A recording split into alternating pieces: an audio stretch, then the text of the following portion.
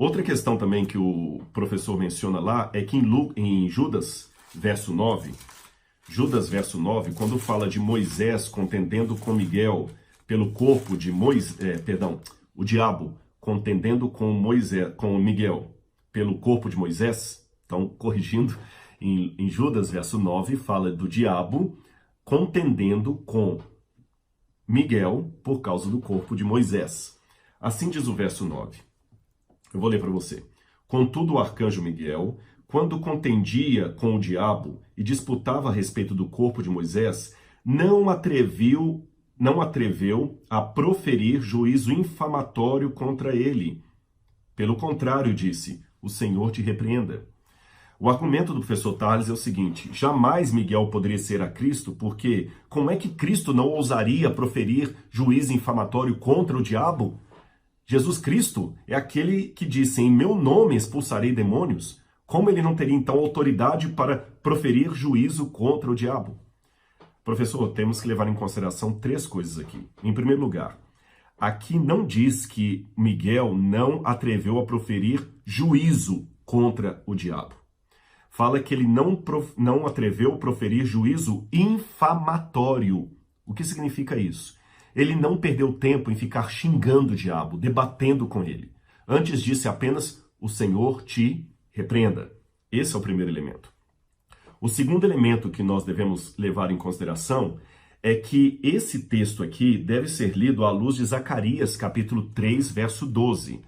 Veja bem o que diz Zacarias 3, verso 12. É uma situação muito parecida com aquela de Miguel e Satanás guerreando pelo corpo de Moisés. Porque Zacarias, capítulo 3, verso 12, fala do sumo sacerdote Josué, que o diabo também não queria que ele oficiasse diante de Deus. E olha o que a Bíblia diz. Zacarias, capítulo 3, Zacarias 3, verso 12. Deixe-me ver aqui. Perdão, só um minutinho. 3, verso 2, corrigindo. Zacarias 3, verso 2. Mas o Senhor disse a Satanás, o Senhor te repreende, ó Satanás. Espere um pouco. Vou ler até do verso 1. Deus me mostrou o sumo sacerdote Josué, o qual estava diante do anjo do Senhor. E Satanás estava à mão direita dele para lhe opor. Mas o Senhor disse a Satanás, o Senhor te repreende. Interessante. A mesma coisa que Miguel disse lá, o Senhor te repreenda, o próprio Senhor, Yahweh, disse também, o Senhor te repreenda. Ora, se Miguel não poderia dizer o Senhor te repreenda porque não tinha poder sobre o diabo, então Deus também aqui não tinha poder sobre o diabo, porque no original hebraico é dito que o próprio Senhor fala a Satanás, o Senhor te repreenda. Então essa expressão, Senhor te repreenda, ela pode vir dos lábios do próprio Senhor. Algumas traduções tentam amenizar dizendo assim, mas o anjo do Senhor disse a Satanás, o Senhor te repreenda. Mas no texto massorético diz, o Senhor disse a Satanás, o Senhor te repreenda. Ou seja, Deus disse a Satanás, Deus te repreenda. Viu no caso lá, Miguel dizendo, o Senhor te repreenda? Então o fato de Jesus dizer, ou Miguel dizer, o Senhor te repreenda, não significa que ele não tinha esse poder, porque no livro de Zacarias, o próprio Deus de Israel também diz a mesma frase, a mesma sentença. Por fim, o professor Tales ainda argumenta que Daniel, capítulo 10, verso 13, menciona Miguel como um dos primeiros príncipes. Então ele não era o único príncipe, havia outros príncipes, havia outros arcanjos. Em primeiro lugar, devemos lembrar que é um pouco forçado dizer que havia outros arcanjos com base nisso, porque a Bíblia fala sempre da palavra arcanjo no singular. É um chefe dos anjos, não há a palavra arcanjos na Bíblia. Em segundo lugar, o professor Tales deve conhecer a língua hebraica. E sabe que em hebraico, quando aparece a palavra errad, eu tinha notado aqui, errad sar, significa, pode ser lido também como o primeiro dos príncipes do teu povo. E não um dos primeiros príncipes. o primeiro do príncipe do seu povo. E essa tradução está muito correta com a gramática hebraica. E muitos gramáticos hebraístas preferem colocar essa nota marginal até em algumas versões da Bíblia que nós temos, inclusive em português. Agora, ainda que queira dizer, tá, mas ali eu aceito que está dizendo que ele é um dos primeiros príncipes. Sim, Jesus também é um dos primeiros mortos. Ele não é o único que morreu e ressuscitou. A dignidade de Cristo está justamente em que ele, como diz Paulo em Colossenses, ele se esvaziou da sua divindade, não a perdeu, esvaziou para revelar o Pai e para salvar aqueles que haviam se perdido, se tornando servo. Agora, com isto apresentado, eu vou colocar aqui para terminar, que o vídeo já está um pouquinho longo, alguns simples argumentos por que eu acredito que Miguel seria o próprio Jesus. A Bíblia fala diversas vezes do anjo do Senhor. E esse anjo do Senhor, ele assume feições bem divinas. Eu vou dar alguns exemplos para você. Quando Manoá, o pai de Sansão, vê o anjo do Senhor lhe aparece. Aí quando você vai para Juízes capítulo 13, verso 21, Manoá diz, eu vi o Senhor. Percebeu? Ele viu o anjo do Senhor, mas ele fala que ele viu o Senhor. Jacó lutou com o anjo do Senhor até o raiar do dia. E no final das contas, Jacó lutou contra Deus. Ora, a Bíblia não tem contradição, Jacó lutou contra um anjo ou contra Deus. Quando Abraão estava para sacrificar Isaque, o anjo do Senhor, Meler Adonai, veio e segurou a mão de Abraão para que ele não matasse a criança.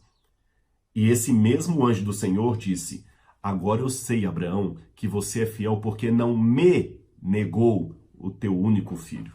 Percebeu? Se aquele anjo fosse um anjo qualquer, ele não poderia dizer, você me negou o seu único filho. Outra passagem que eu poderia apresentar para vocês aqui também, Êxodo capítulo 23, versos 20 e 21. Ali diz que o anjo do Senhor iria diante do povo de Israel e que eles deveriam atender à voz do anjo do Senhor, porque ele não perdoaria aqueles que não lhe atendessem à voz. Pode ler lá, Êxodo capítulo 23, versos 20 e 21. Ora, o único que tem a prerrogativa de perdoar pecados do povo é Deus. Mas esse anjo do Senhor, esse anjo da presença, ele pode perdoar pecados, conforme diz em Êxodo capítulo 23, verso 21. Diz que ele não perdoará o povo, se o povo não seguir a sua voz.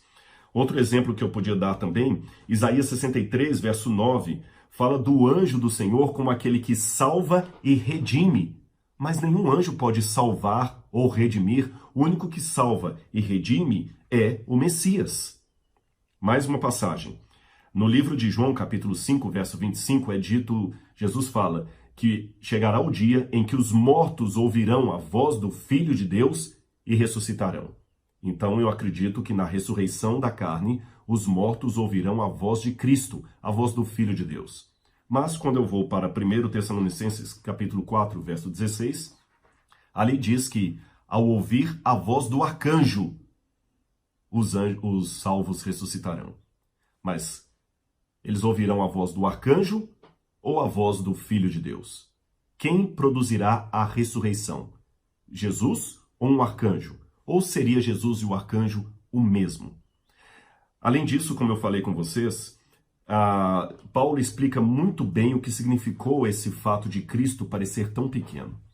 Antes que você fique assustado com o que eu estou dizendo, eu digo isso aqui de modo nenhum depõe contra a divindade de Jesus. E eu estou em boa companhia. Se estou ensinando uma heresia, estou ao lado de John Wesley, de João Calvino, de Lutero e vários outros grandes escritores do mundo cristão que eu já mencionei para vocês aqui. Estou em companhia de todos esses hereges que também acreditavam que Miguel era apenas uma figura de Jesus. Agora, esta é realmente a dinâmica do grande conflito.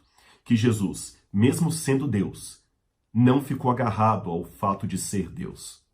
Como diz Paulo, antes a si mesmo se esvaziou, assumindo a forma de servo. E depois de assumir a forma de servo, foi visto em forma humana. E depois, quando ele já foi visto em forma humana, se humilhou ainda mais, assumindo a morte de cruz. Por isso Deus o exaltou sobremaneira e lhe deu um nome que está acima de todo nome. Alguém que não aceita a divindade de Jesus pode perguntar, mas se Jesus já era Deus, por que o Pai lhe deu um nome que está acima de todo nome? Ele não tinha antes? É claro que tinha. É que antes desse processo de esvaziamento, que começa com Cristo assumindo a forma de um anjo e depois assumindo a figura humana, a encarnação, Cristo mostrou que antes ele era Deus apenas por natureza. Ele tinha a natureza divina. Mas agora ele demonstrou que não apenas tem a natureza de Deus, mas ele tem o caráter de Deus. Ele merece ser Deus. Cristo é Deus e merece ser Deus. Se houvesse uma eleição para Deus no universo, o único candidato plausível seria Jesus. E sabe por quê? Porque diferente de Satanás, que sendo criatura, queria ser como Deus, Cristo, sendo Deus, não ficou agarrado a isto.